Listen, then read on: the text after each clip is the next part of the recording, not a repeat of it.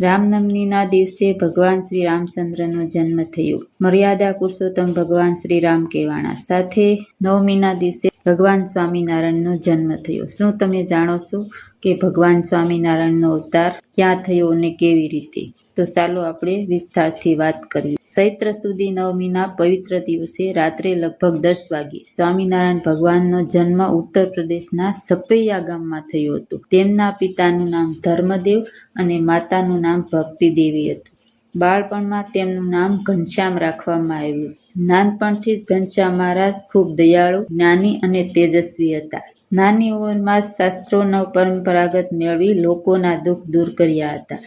માત્ર 11 વર્ષની ઉંમરે તેમણે ઘર છોડ્યું, ગૃહ ત્યાગ કર્યો અને નીલકંઠ વર્ણી બની સમગ્ર ભારતની યાત્રા કરી. હિમાલયથી લઈ દક્ષિણ ભારત સુધી તપ, યોગ અને ભક્તિનો સંદેશ આપ્યો. પછી તેઓ ગુજરાતમાં આવ્યા અને રામાનંદ સ્વામી પાસેથી દીક્ષા લીધી.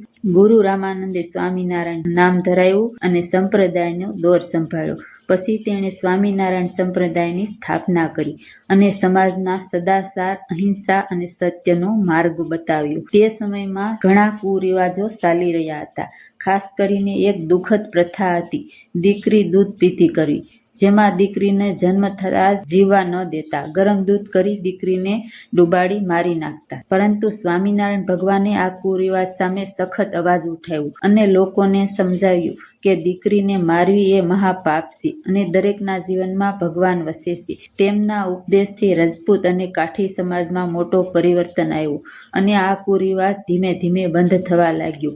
એ ઉપરાંત તેમણે સતી પ્રથા સામે પણ કાર્ય કર્યું અને મુક્તાનંદ સ્વામી જેવા સંતો દ્વારા સતી ગીતા જેવી રચનાઓથી સ્ત્રીઓને સમજાવ્યું કે સતી થવું ધર્મ નથી, જીવન જીવવું એ જ સાચો ધર્મ છે. તેમણે સ્ત્રીઓનું સન્માન માટે મહત્વપૂર્ણ વ્યવસ્થા કરી. તે સમયગાળામાં રાજા રામમોહન રાયે બંગાળના સતી પ્રથા લડત આપી અને કાયદાકીય રીતે તેમને બંધ કરવામાં મહત્વપૂર્ણ ભૂમિકા ભજવી. આમ એક તરફ સ્વામિનારાયણ ભગવાનનો સમાજમાં જાગૃતિ ફેલાવી અને બીજી તરફ રાજા રામમોહન રાયે કાયદાકીય સુધારા લાવ્યા. જ્યાં દીકરીને જીવવાનો અધિકાર ન હતો ત્યાં મહાન પુરુષોએ માનવતાનો દીવો પ્રગટાવ્યો. આવો આપણે પણ પ્રતિજ્ઞા લઈએ કે દીકરી અને દીકરા વચ્ચે કોઈ ભેદ ન રાખીએ અને સદાચારનો માર્ગ અપનાવીએ. જય સ્વામિનારાયણ, જય શ્રી રામ. મિત્રો, વાર્તા ગમી હોય તો લાઈક કરજો, શેર કરજો, સરસ મજાની કોમેન્ટ કરજો. ફરી મળશું નવી વાર્તા સાથે.